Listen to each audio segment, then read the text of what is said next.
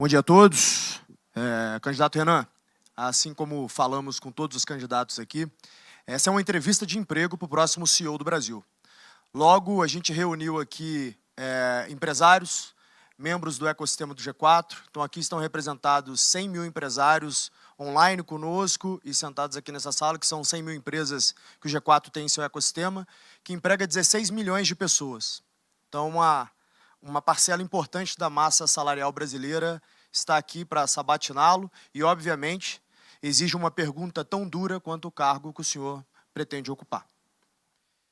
Renan, o senhor passou 10 anos derrubando e criticando quem governa, mas nunca assinou uma folha de pagamento relevante, nunca respondeu por um orçamento, nunca demitiu ninguém olhando no olho. Nenhum empresário nessa sala contrataria um CEO com esse currículo para tocar uma padaria. E o senhor está pedindo a maior operação do país.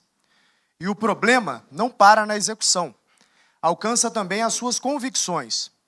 O senhor diz que bolsonarismo e petismo são duas faces da mesma decadência. Mas as pesquisas desenham um segundo turno entre Flávio Bolsonaro e Lula. E nesse cenário, não existe terceira face hoje. Branco e nulo não somam para ninguém. Só que o seu eleitor é esmagadoramente antipetista. Então, cada voto seu que se anula desfalca apenas o lado que enfrenta o Lula. A neutralidade que o senhor vende como pureza é, na prática, um empurrão para o Planalto de quem o senhor diz combater, o Lula. Então, responda a essas coisas que essa plateia precisa ouvir.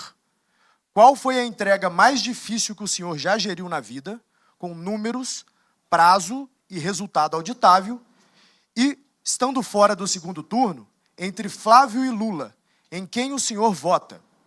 E avisamos desde já, não estaremos no segundo turno não é resposta, porque estadista de verdade responde, inclusive, aos cenários em que perde.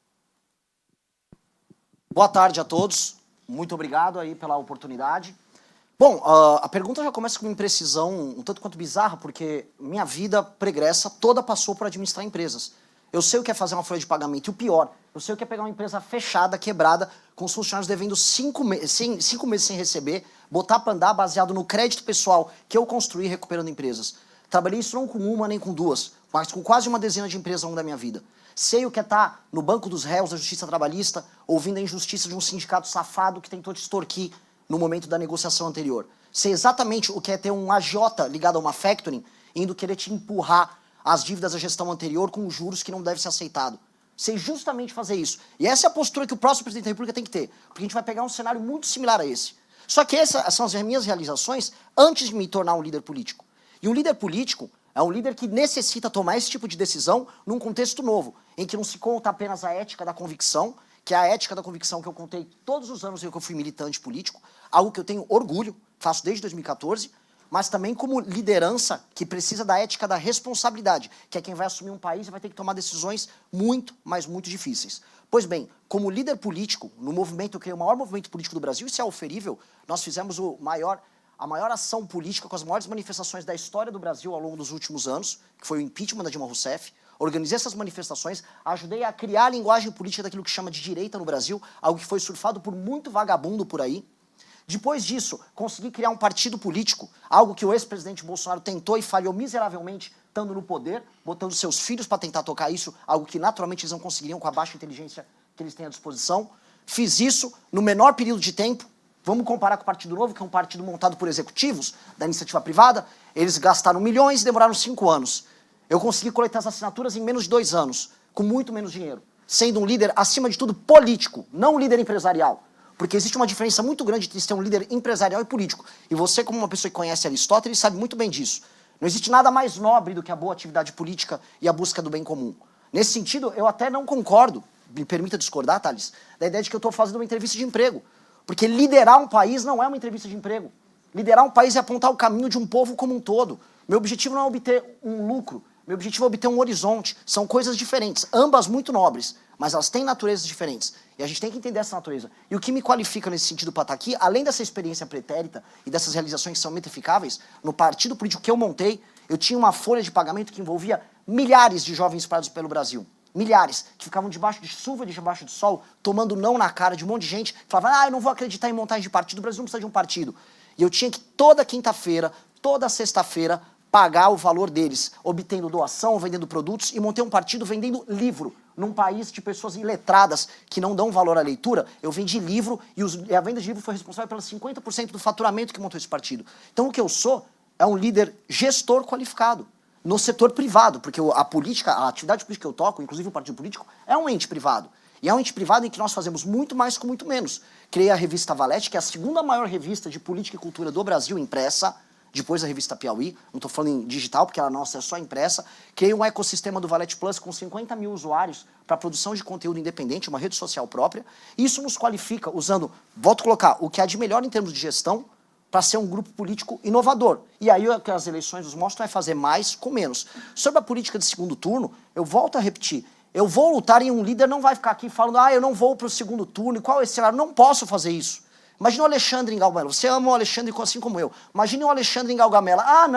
Não sei, acho que vou negociar com o Dario. Não, ele foi até o fim.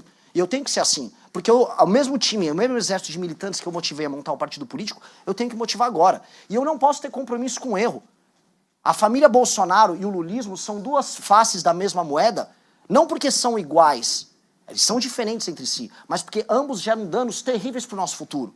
A gente está penhorando o nosso futuro. A discussão política dessas eleições vai ficar centrada o quê? O Lula dá mais um pouco de pé de meia, o Lula dá mais um vale-gás para as pessoas e o Flávio Bolsonaro oferecer celular de graça para mulher, para melhorar a intenção de voto com mulher? Essa que se tornou a discussão política no Brasil, tinha que estar falando de desindexação, desvinculação, reforma de competitividade. Eu não aceito trabalhar com essas categorias. E isso não é ficar neutro, isso não é fugir. Até porque quando você adota esse caminho, o que acontece é que você apanha dos dois lados, que foi o que aconteceu comigo. Mas sabe o que acontece também? Você se torna um líder melhor.